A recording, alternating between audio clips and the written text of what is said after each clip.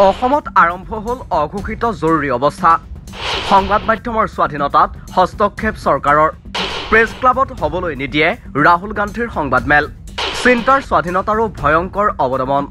বিশ্ববিদ্যালয়ৰ অধ্যাপকৰ বিৰুদ্ধেও ব্যৱস্থা লোৱাৰ নিৰ্দেশ। খাদ্যাভাসতো নিষেধাজ্ঞা চৰকাৰৰ। দুপৰীয়ালৈ খাব নোৱাৰিব আমিষ খাদ্য। ৰাজ্যত যেন আৰম্ভ হৈছে অঘোষিত জৰুৰী অৱস্থা। সংবাদ প্ৰতিষ্ঠানৰ স্বাধীনতাৰ পৰা আৰম্ভ কৰি ব্যক্তি চিন্তাৰ স্বাধীনতাক মুকলি অৱদমন কৰিবলৈ আৰম্ভ কৰিছে অসম চৰকাৰে, যাৰ নেতৃত্ব লৈছে খোদ মুখ্যমন্ত্ৰী ডক্টৰ হিমন্ত বিশ্ব শৰ্মাই। গুৱাহাটীৰ মাজেৰে ভাৰতজোৰো ন্যায় যাত্ৰা পাৰ হ'বলৈ নিদিয়ে বুলি মুকলি হুংকাৰ দিয়াৰ পাছত এইবাৰ ৰাহুল গান্ধীৰ সংবাদমেল বন্ধ কৰিবলৈও উঠি পৰি লাগিছে অসম চৰকাৰ। গুৱাহাটী প্ৰেছ ক্লাবত চৰকাৰে হ'বলৈ নিদিয়ে কংগ্ৰেছ নেতা ৰাহুল গান্ধীৰ সংবাদমেল। অহা 23 জানুৱাৰীত গুৱাহাটী প্ৰেছ ক্লাবত সংবাদ মাধ্যমেৰে মুখামুখি হোৱাৰ কথা আছিল ৰাহুল গান্ধী। কিন্তু ৰাহুল গান্ধীক সংবাদমেলৰো অনুমতি নিদিয়ে অসম আৰক্ষীয়ে। এই কথা টুইটযোগে প্ৰকাশ কৰিছে কংগ্ৰেছৰ সাধাৰণ সম্পাদক জয়ৰাম ৰমেশে। ৰাহুল গান্ধীৰ সংবাদমেল চৰকাৰে নিষিদ্ধ কৰাৰ কথা স্বীকাৰ কৰিছে বিৰোধী দলপতি দেৱব্ৰত শইকীয়াইও।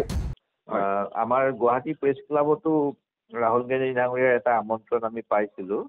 সেই বিষয়েও মই তেখেতসকলে অনুমতি দিব নি প্ৰশ্ন কৰাত সেই অনুমতিও দিব পৰা নহ'ব বুলি মোক মৌখিকভাৱে জনালে। আৰু অহাকাইলৈ হোৱা বৈঠকত এখন যুটীয়া বৈঠক হ'ব। হয়, সেই বৈঠকত লিখিতভাৱে আমাক জনাব বুলি তেখেতসকলে অৱগত কৰিলে।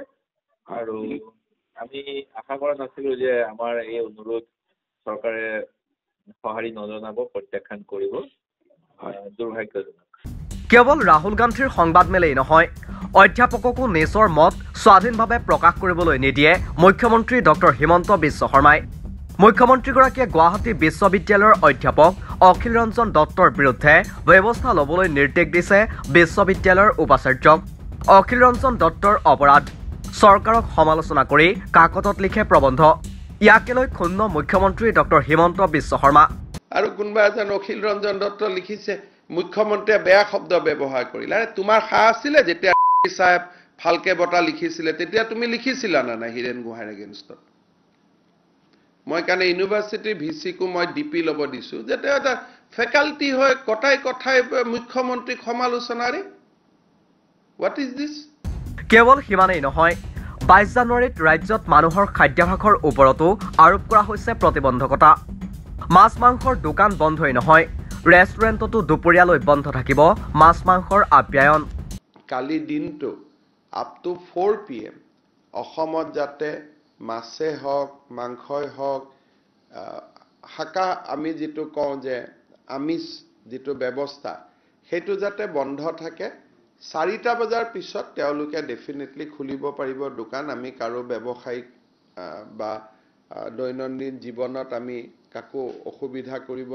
এইদৰে ৰাজ্যত এটা এটাকৈ চৰকাৰী নিৰ্দেশত সংঘটিত হ'বলৈ ধৰিছে ব্যক্তি স্বাধীনতা হৰণৰ এটা এটা ঘটনা, যেন ৰাজ্যত আৰম্ভ হৈ গ'ল অঘোষিত জৰুৰীকালীন অৱস্থা। নিউজ ডেস্ক ৰিপৰ্ট, দি ক্ৰছ কাৰেণ্ট।